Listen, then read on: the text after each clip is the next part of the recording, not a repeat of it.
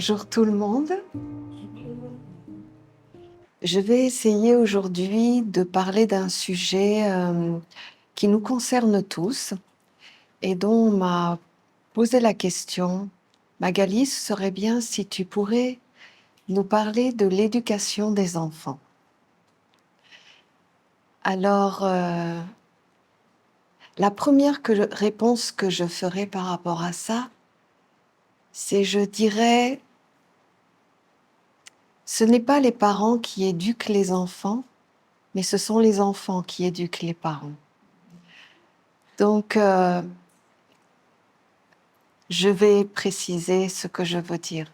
Quand des enfants arrivent dans notre famille, ils viennent dans notre environnement familial pour se renforcer par rapport à ce qu'ils doivent réaliser dans leur vie. Et très souvent, certains enfants font vivre aux parents des choses qui peuvent paraître difficiles. Parce qu'en réalité, l'enfant a besoin de réponses et va pousser le parent à se positionner et à amener la réponse qui doit être amenée. Et c'est pour cela que je dis souvent que les enfants finalement sont le miroir de ce qu'on est ou de ce qu'on n'est pas, et qu'ils révèlent réellement nos imperfections. On peut le voir dans notre stabilité intérieure, dans la souplesse par rapport aux événements que tu peux accueillir, et plein de facteurs à l'intérieur, mais en réalité, je dirais presque, le sujet ne va pas trop être comment éduquer les enfants, même si je vais donner quelques petits conseils, ou en tout cas ce que moi je pense, mais je vais plutôt axer sur le fait que vous, en tant que parents, qu'est-ce que vous souhaitez transmettre à vos enfants? Quelle éducation vous voulez qu'ils adoptent dans la vie? Et enfin, quelle est la partie en vous que vous voulez qui soit transmise de façon à ce que cela perdure à travers le temps? Et ce sont des vraies questions intérieures en fait. Quand un enfant arrive dans notre vie, c'est une âme. Et elle a déjà une destinée, une personnalité. Elle a déjà un chemin presque tracé. Elle vient chez vous, en tant que parent, pour se renforcer dans certains aspects, pour apprendre aussi certains aspects de la vie. Et finalement, elle se construit. euh, Comment elle va aborder la vie de tous les jours. Et aussi, quelles sont les valeurs que cet enfant va porter dans la vie. Parce que vous voyez, même si nous avons chacun notre mission de vie déjà écrite, même si nous avons déjà des étapes prédéfinies, en fin de compte, ce que vont transmettre nos parents, c'est comment on va pouvoir vivre dans la société. Quelles valeurs on va pouvoir incarner pour pouvoir gérer le monde. Et c'est pour ça que des enfants attendent des parents, finalement, des cadres, des limites, les lois de la vie. Par exemple, un enfant va être odieux avec un parent quand ils vont vouloir que le parent lui donne des limites. Vous voyez, un enfant qu'on laisse vivre un petit peu comme il souhaite vivre, même si j'y viendrai après, c'est important de le faire. Mais un enfant, en fait, il a besoin par rapport à son parent de savoir elle est où la limite qu'on ne doit pas franchir pour ne pas se faire mal dans la vie. Et en fait, le parent, lui, doit essentiellement, pas forcément éduquer l'enfant. Il doit accompagner l'enfant à se révéler. Mais lui, en tant que parent, protecteur de l'enfant, il doit mettre un cadre dans lequel il y a une limite où il peut se faire mal, une limite inutile et des limites finalement pour que lui-même sache dans quel environnement ils doivent s'épanouir, grandir, s'exprimer, se révéler finalement. Donc, souvent on dit comment gérer un enfant. Je dirais comment vous gérez. Si vous enseignez des choses aux enfants et que vous-même vous ne les appliquez pas dans la vie, comment vous voulez être crédible? Comment vous voulez donner des règles de vie en sécurité, montrant à l'enfant que c'est vrai, ça fonctionne, c'est comme ça. Donc il y a vraiment une introspection à faire quand on a des enfants. C'est de se dire, qu'est-ce que je veux pour lui? Ça, je sais que vous voulez l'amour, qu'il soit heureux, qu'il s'épanouisse et ainsi de suite. Mais qu'est-ce qu'un parent fondamentalement peut faire pour son enfant pour que vraiment il puisse demain aller dans la vie et commencer à se mouvoir avec les mondes extérieurs? Eh bien, en fait, c'est les valeurs que vous allez apporter aux enfants. Les valeurs du respect, les valeurs de l'écoute, les valeurs qui fait que quand il va être dans la vie, il va être capable d'être transparent. Un enfant qui sait parler correctement est un enfant qui, adulte, va savoir aller vers l'extérieur et va savoir ramener l'information. Un enfant qui a le respect, eh bien, il va avoir l'attitude d'écouter et il va prendre ce qu'il a à apprendre. Un enfant qui a besoin de savoir si il peut faire ce qu'il veut quand il veut, oui, à condition qu'il y a la limite de l'autre à respecter. Et tout cela, vous devez en fait vous-même l'incarner pour le transmettre aux enfants. Parce que qu'est-ce qui se passe en réalité? Quand on élève les enfants, ce qu'on veut, c'est inconscient bien sûr, ce qu'on veut c'est absolument vivre avec eux, parce qu'on sait que c'est notre descendance, on sait qu'on veut garder le lien coûte que coûte avec l'enfant. Donc bien souvent, on va privilégier le côté affectif, lien, mais on ne va pas se soucier que l'enfant a besoin d'être construit et que la chose la plus importante à faire en tant que parent, c'est préparer son enfant à affronter le monde, à vivre dans le monde, à comprendre les lois du monde et surtout à comprendre ce qu'il est lui, c'est-à-dire ce qu'il porte à l'intérieur de lui, ce qu'il est capable de faire. Il ne faut pas dire à l'enfant « tu es capable de tout faire ». Ce n'est pas vrai. Un enfant, il a des particularités et il faut le laisser se révéler dans un cadre. À ce moment-là, il faut l'aider à développer, à incarner, à faire grandir ses particularités. Donc je pense que le rôle du parent, s'il est vraiment dans le souci de donner les vraies clés pour son enfant, qui bien sûr, l'amour, la présence, la protection, ça c'est quelque chose que tout parent normalement constitué offre à son enfant. Voilà.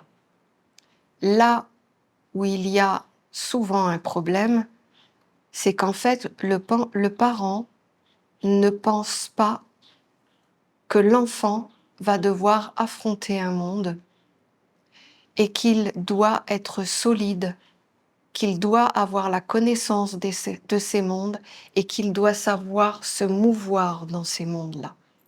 Et ça, je pense que c'est vraiment la plus grande bénédiction que l'on peut apporter à un enfant. C'est que quand il arrive à l'âge adulte, eh bien en fait il a connaissance du monde et il sait comment le gérer, comment naviguer dans ce monde. Et pour cela, il faut lui mettre des vraies règles de vie, des choses. Alors, je ne dis pas des règles interdisant de faire ci et de faire ça, mais des règles qui le construisent d'une façon juste, c'est-à-dire avec un bon dosage. C'est-à-dire, fais tout ce que tu veux dans cet espace-là, mais ne franchis pas cet espace. Parce que là, tu vas rencontrer l'opposition des autres mondes, mais si tu n'es pas préparé, eh bien, tu vas te prendre des claques. Et il faut vraiment mettre les limites de l'éducation, même de la relation vis-à-vis des autres. Il faut apprendre à un enfant à parler, à écouter, à être sociable, à pouvoir se mouvoir, parce que dans la vie, il en aura besoin. Ce qu'il faut penser avant tout, c'est que l'enfant, même s'il est petit, même si en apparence on croit qu'il ne sait pas les choses, en fait, il sait vraiment beaucoup plus de choses que l'on croit. Simplement, il apprend avec son environnement comment il doit l'exprimer. Quels sont les critères? Comment son parent, face à une situation, lui va exprimer? Eh bien, lui, il va regarder et il va dire « c'est comme ça que je dois le faire ». Donc, il reproduit et fait la même chose. Lui, il a juste besoin de faire apparaître l'être qu'il est. Et pour cela, au départ, comme je l'ai déjà expliqué, ça se fait beaucoup par imitation. Mais ce que je voulais dire tout à l'heure, c'est que vous voyez, souvent on parle de l'adolescence. Mais en fait, l'adolescence, elle est le révélateur de la relation, du lien qu'il y a avec les parents. Parce que vous voyez, à un moment donné, au moment de l'adolescence, l'enfant, lui, il veut être une personnalité, il veut se dissocier. Ça fait partie du processus. Mais par contre, ce qui l'a vu dans son enfance, qui n'était pas de la vérité, c'est-à-dire qu'on lui a inculqué des valeurs que les parents ne portaient pas eux-mêmes, à ce moment-là, il y a la rébellion, il y a le refus. C'est-à-dire l'enfant dit c'est fini, tu me dis des choses mais toi-même tu ne les fais pas. Et là c'est vrai que c'est un gros clash à ce moment-là.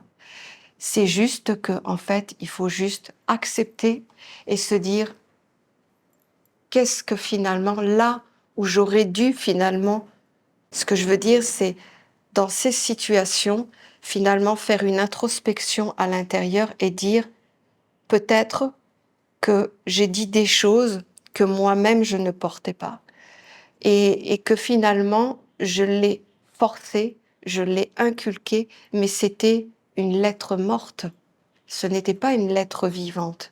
Donc l'adolescent ne voudra plus de tout ça. Ça, c'est pour la partie parents. Après, il y a la partie de l'enfant. Là, je vais rentrer dans des sujets plus précis.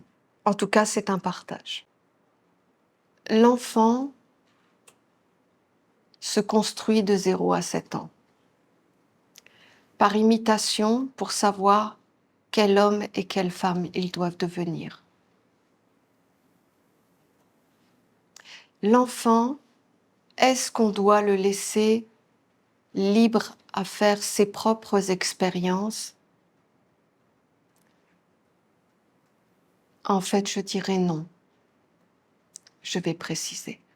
L'enfant doit comprendre le monde.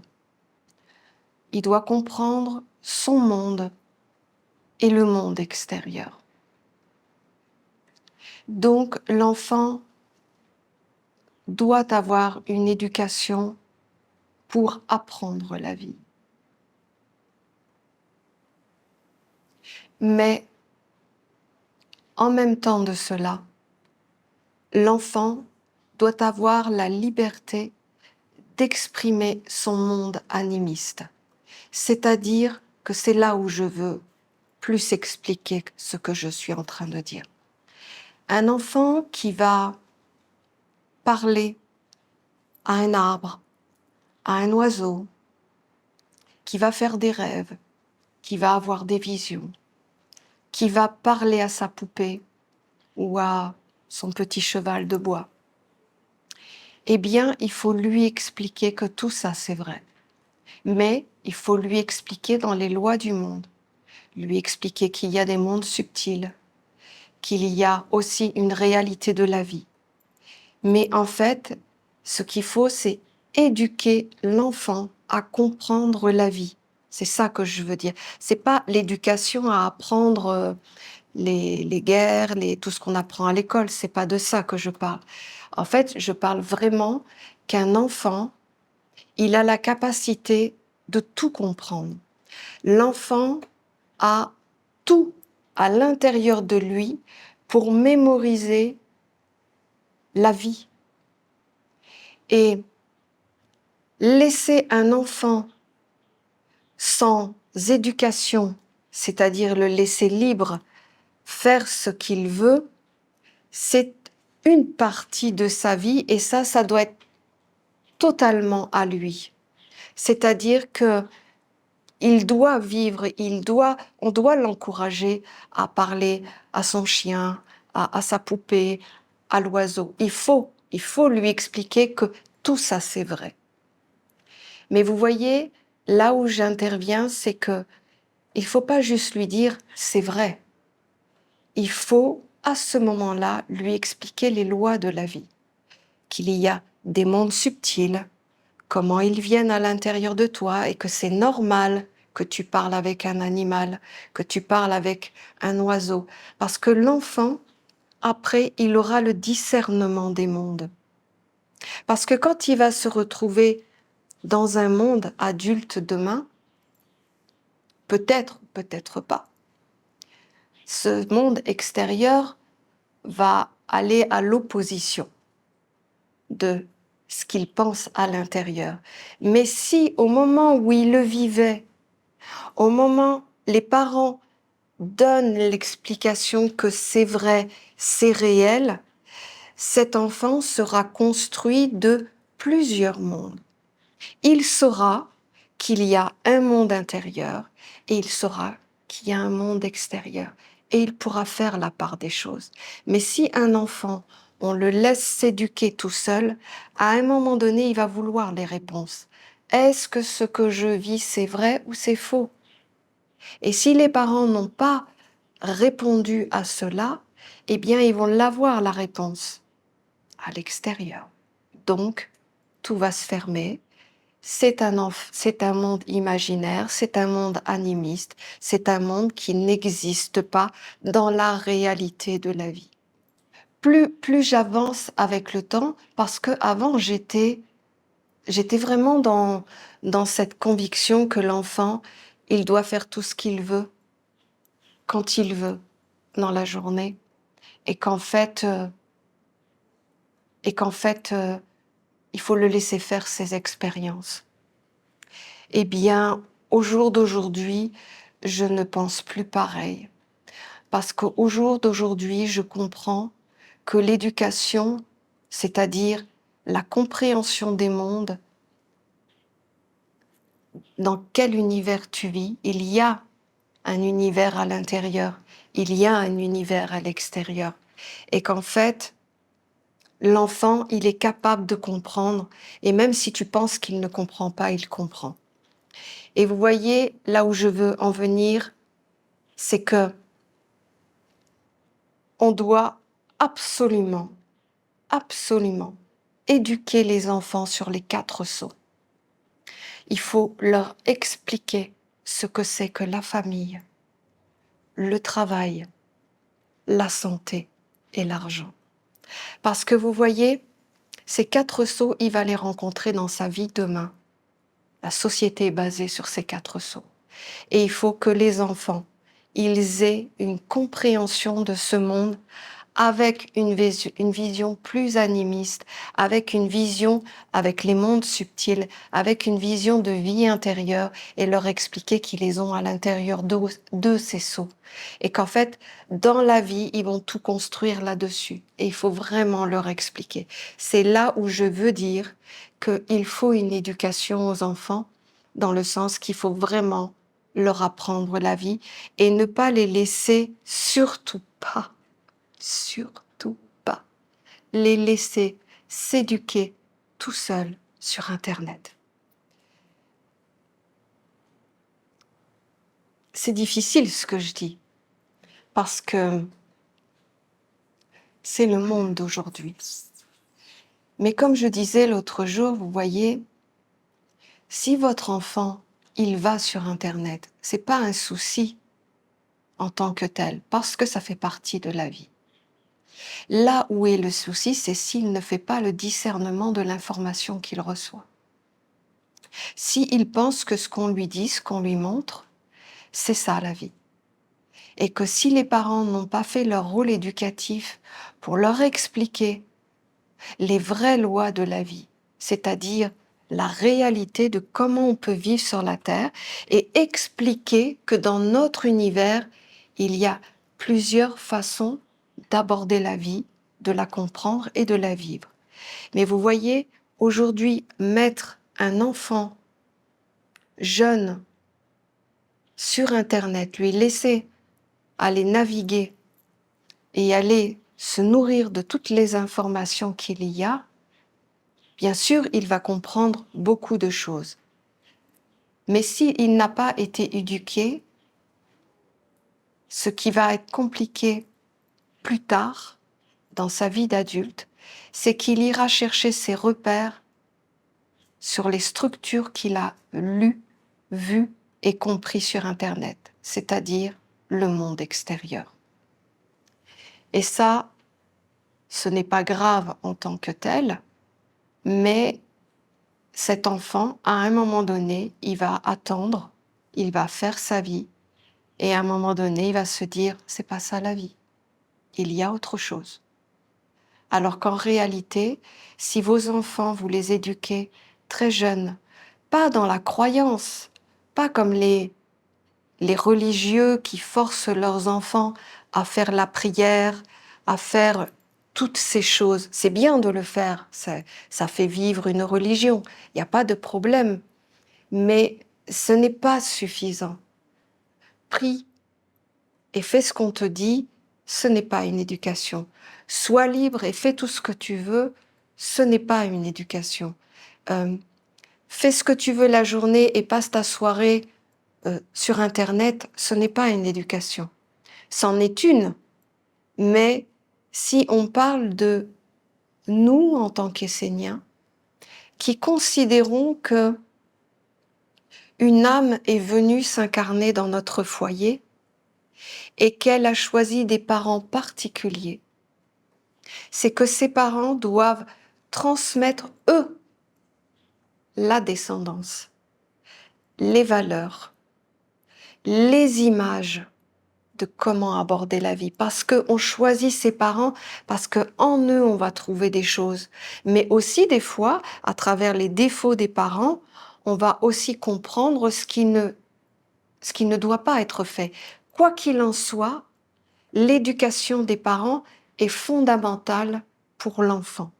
Et il faut certainement pas que ce soit un système éducatif collectif comme il existe aujourd'hui dans le monde, l'école, ou pire encore, Internet, où tu as une autre forme d'éducation qui est beaucoup plus attrayante, beaucoup plus dynamisante, beaucoup plus accessible et qui, au final, conduit à créer des humains qui n'auront pas de discernement et qui avaleront tout ce qu'ils ont entendu, qui ont fait office d'éducateurs pour l'enfant. Donc, je suis vraiment partisane que l'enfant, dès qu'il est petit, c'est de lui expliquer la vie. pas avec des livres. Lui expliquer ce que vous avez compris de la vie et ce qu'il est nécessaire qu'il acquiert pour pouvoir affronter la vie. Expliquer que dans ce monde, il y a plusieurs mondes. Expliquer ce que c'est que la relation d'humain à un autre humain. Expliquer la vraie vie. Parce que sinon, l'enfant n'aura pas de limite. Enfin, dans le sens que il ne saura pas, il le saura parce qu'il va se brûler, il va se faire mal. C'est comme ça que nous, on a été éduqués. On a compris les limites en se faisant un petit peu mal. Si les parents qui ont un chemin initiatique et qui voient à travers l'enfant une âme qui a juste besoin d'être encadrée pour se révéler, alors l'éducation sera totalement différente parce que tu sais qu'en tant que parent, tu es là pour aider l'âme à se révéler et pour ça, c'est vous, les parents, avec vos valeurs, avec votre éducation, avec votre transmission directe, mais certainement pas avec des écritures mortes, des choses que vous ne portez pas en vous. Ne forcez pas à faire ne forcez pas à vos enfants à faire des choses que vous ne faites pas vous-même. Il vaut mieux limiter les valeurs et l'éducation sur des choses qui sont vraiment vivantes et que l'enfant se retrouvera dans la lignée, plutôt que d'éduquer un enfant pour qu'il soit un modèle conforme à la société.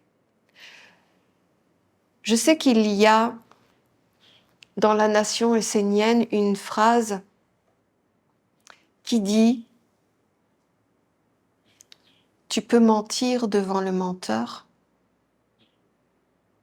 mais ne pas mentir devant la vie intérieure, grosso modo. » Eh bien, même ça, aujourd'hui, je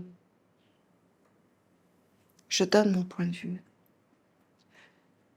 Profondément, je pense qu'il n'y a pas à chercher à mentir ou à dire la vérité. Je crois qu'il faut assumer ce qu'on est. Et je pense qu'il n'y a pas à dire les choses, il y a à les transmettre, à les partager. Et vous voyez, il y en a qui vont me dire, oui, mais quand tu es devant des gens qui attendent et que des fois tu es obligé de mentir, eh bien, je pense que c'est mon point de vue, qu'on n'est pas obligé de mentir. Je pense qu'on n'est pas obligé de répondre. On n'est pas obligé de répondre à des choses qu'on ne veut pas répondre. C'est compliqué ce que je dis. Ça veut dire quoi? Vous assumez les conséquences de vos choix? Eh bien, je pense que je suis partisane de ça. Je crois qu'aujourd'hui, on a été trop éduqués à être des prototypes d'êtres qui doivent répondre aux critères du monde. Et aujourd'hui, dans une vision positive des choses, tout est en train d'éclater. Et en fait, les vrais visages, en fait, on voit ce qu'il y avait derrière derrière les visages. Et en fait, on se dit, pourquoi jouer le jeu alors qu'en fait, il suffit nous-mêmes d'être ce qu'on est, avec nos valeurs, et de faire ce qu'on a envie de faire. Alors bien sûr, il y en a qui vont dire c'est pas facile, je travaille, j'ai des familles, j'ai des obligations, je ne peux pas, je ne peux pas, je ne peux pas. Je crois qu'aujourd'hui, on doit être capable de s'arrêter, de se poser la question et de se dire finalement, Est-ce que jusqu'à la fin de ta vie, tu ne pourras pas, parce que de toute façon, tu auras toujours quelque chose? Ou tu décides de prendre ta vie en main et de faire tes propres choix? De faire tes propres choix et de conduire tes enfants également à faire ses propres choix. Pour cela, il faut que tu leur permettes de révéler ce qu'ils sont. Alors je vais même partager quelque chose pour aider les gens qui sont à l'extérieur et qui ne savent pas toujours comment être un petit peu celui qui va guider son enfant, parce qu'en des fois on ne sait pas ce qu'il est, on ne connaît pas tout à fait ses faiblesses, on ne sait pas ce qui le freine et ainsi de suite. En fait, quand j'étais plus jeune,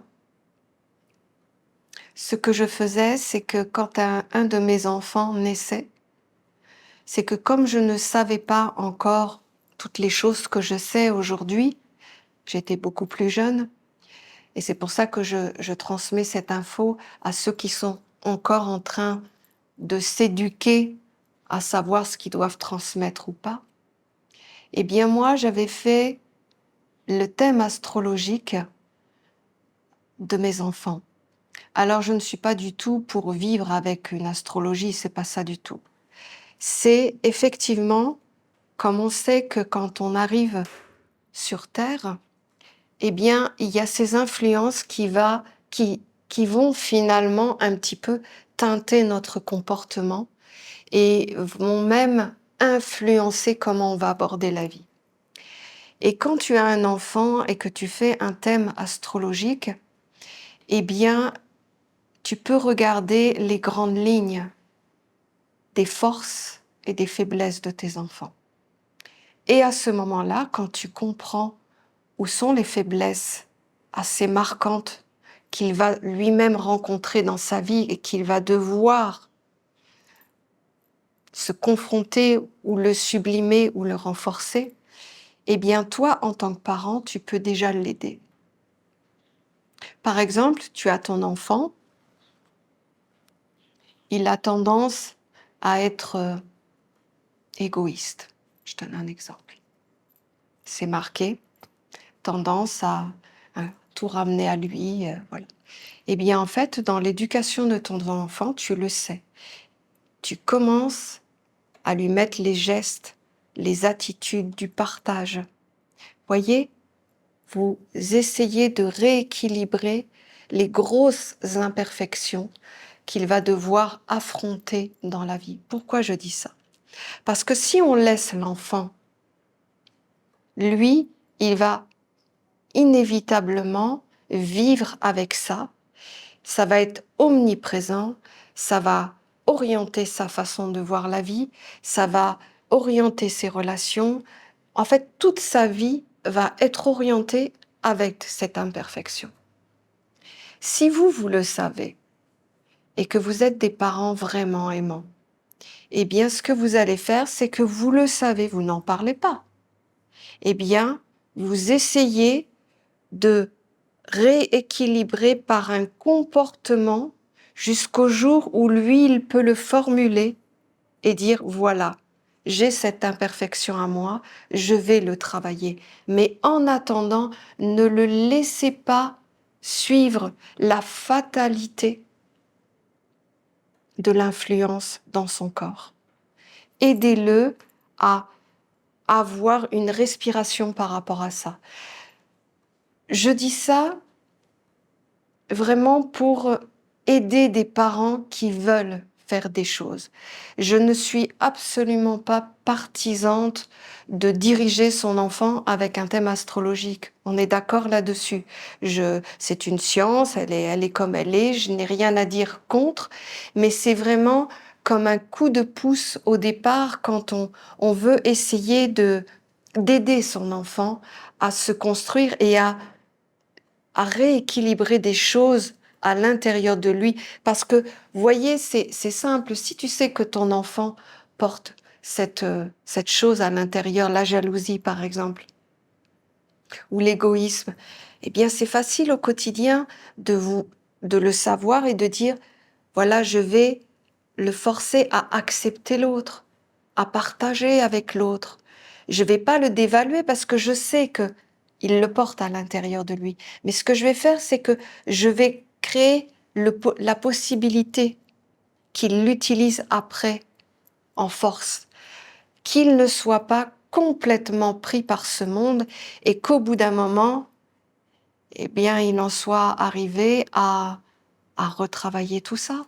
Parce que de ça, une vraie personnalité qu'on appelle le double va s'installer à l'intérieur de l'enfant et après, c'est compliqué. C'est vraiment, vraiment compliqué. Et ça commence par ça.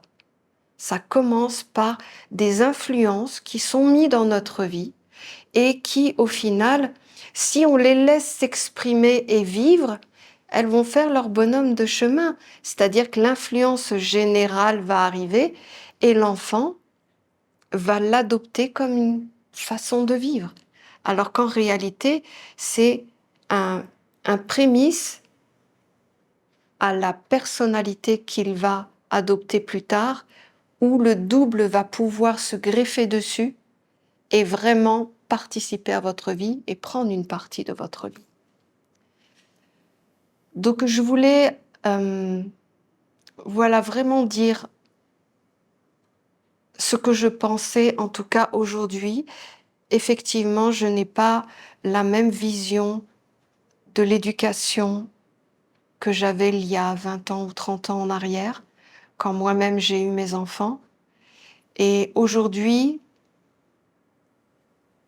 moi qui suis grand-mère, vous voyez, c'est ça que je vois, c'est que j'ai éduqué mes enfants avec ce que j'étais et avec ce que le papa avait. Et les enfants ont pris de nous des choses et aujourd'hui, ils vivent avec. Les petits-enfants qui arrivent, eux, sont dans un environnement familial différent. Mais vous voyez, comme il y a eu des années de passé, qu'il y a eu une maturité, qu'il y a eu un recul sur la vie, eh bien aujourd'hui, quand je regarde cet enfant, en tant que grand-mère, mon seul souci, c'est de lui donner toutes les clés pour la vie. Bien sûr qu'elle va être entourée d'amour, d'attention, de tout ça. Mais aujourd'hui, j'ai conscience que cet enfant, demain, elle sera elle-même maman et elle va avoir une vie et qu'elle va travailler et qu'elle va avoir une vie sociale. Et si cet enfant, à l'âge qu'elle a, dans ses premiers mois de vie jusqu'à 7 ans au moins, je lui explique la réalité de la vie, tout ce qui lui permettra d'être un être complet quand elle va aller dans le monde et qu'elle va comprendre par des lois intérieures ce qui se passe en regardant le monde extérieur. Eh bien, elle va être, elle, dès le début. Elle va pouvoir s'assumer, elle va pouvoir discerner, elle va pouvoir faire la sélection des informations qui lui arrivent. Elle va reconnaître par des attitudes, par des façons de parler, par des théories à mener pour voir si la personne tient la route à l'extérieur ou pas. Et vous voyez, il ne faut pas attendre qu'elle ait 6, 7, 8 pour commencer l'éducation. Il faut commencer dès petit. Ils comprennent, les enfants. Et je pense que c'est ça que je partage aujourd'hui. C'est vraiment cette vision de la vie où je me rends compte qu'un enfant, il est animiste par lui-même et qu'on doit le laisser vivre son animisme et on doit lui confirmer que c'est une réalité de vie et on doit lui confirmer que c'est vrai dans des lois de la vie et on doit lui confirmer qu'il doit garder ça à l'intérieur comme une source vitale, comme quelque chose de primordial et qu'il ne doit jamais éteindre ça. Mais il doit comprendre la vie. L'enfant doit comprendre la vie. Est-ce qu'il faut envoyer un enfant à l'école pour ça ? Non, je pense pas que c'est là qu'il il aura les clés de la vie. Maintenant, c'est vrai que je pense aussi profondément que le côté social est important pour l'enfant parce que, vous voyez, l'enfant aussi, s'il n'a que ses parents et lui-même pour grandir, il ne va pas comprendre le langage, il ne va pas savoir comment gérer avec les autres. Et c'est important, je dirais même, que vous voyez, un enfant, il faut le conduire à, à l'expression artistique, le mettre avec d'autres enfants pour apprendre la musique, pour apprendre la poterie, pour apprendre le dessin, qu'un enfant, il sache tout faire dans sa vie. Il sache se mouvoir dans tous les aspects de sa vie.